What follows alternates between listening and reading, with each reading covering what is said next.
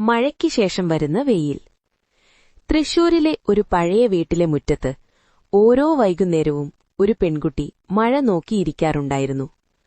അവളുടെ പേര് കീർത്തന. ജീവിതത്തിലൊരിക്കൽ പ്രണയം നഷ്ടപ്പെട്ടവൾ. അതിനുശേഷം അവൾക്ക് മഴ ഇഷ്ടമായി. കാരണം മഴ പെയ്യുമ്പോൾ ആരും അവളുടെ കണ്ണുനീർ തിരിച്ചറിയില്ല.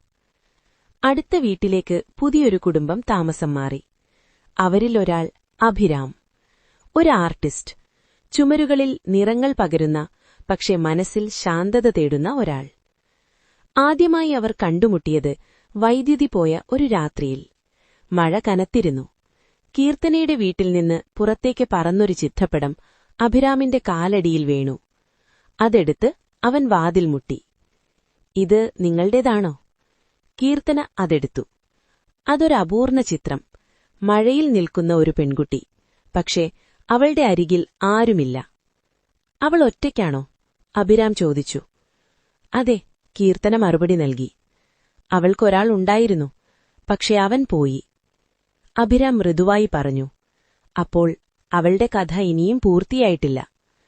ആ വാക്കുകൾ അവളുടെ മനസ്സിൽ ഒരു ചെറിയ വെളിച്ചം തെളിച്ചു. അടുത്ത ദിവസങ്ങളിൽ അഭിരാം അവളുടെ വീട്ടുമുറ്റത്ത് ചിത്രങ്ങൾ വരയ്ക്കാൻ തുടങ്ങി. കീർത്തന മഴ നോക്കിക്കൊണ്ടിരിക്കും. അവൻ നിറങ്ങൾ ചേർക്കും. ഒരു ദിവസം അവൻ അതേ അപൂർണ ചിത്രപടം തിരിച്ചുകൊടുത്തു. ഇപ്പോൾ ആ പെൺകുട്ടിയുടെ അരികിൽ ഒരാൾ കൂടിയുണ്ടായിരുന്നു. കുട പിടിച്ചു നിൽക്കുന്ന ഒരാൾ. "നീ എന്തിനാണിത് വരച്ചത്?" കീർത്തന ചോദിച്ചു.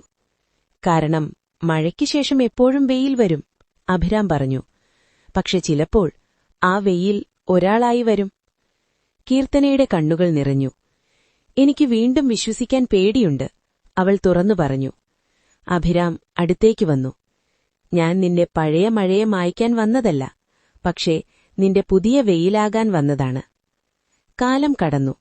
മഴ കുറയുകയും മുറ്റത്ത് സൂര്യപ്രകാശം നിറയുകയും ചെയ്തു. ഒരു രാവിലെ കീർത്തന അതേ ചിത്രപടം ചുമരിൽ തൂക്കി. അവൾ ചിരിച്ചു. അവളുടെ ജീവിതത്തിലെ അപൂർണ ചിത്രം ഇപ്പോൾ പൂർത്തിയായി. ചില പ്രണയങ്ങൾ പെട്ടെന്ന് വരില്ല. അവ മഴയ്ക്കുശേഷം മൃദുവായി ഉദിക്കുന്ന വെയിലുപോലെയാണ്.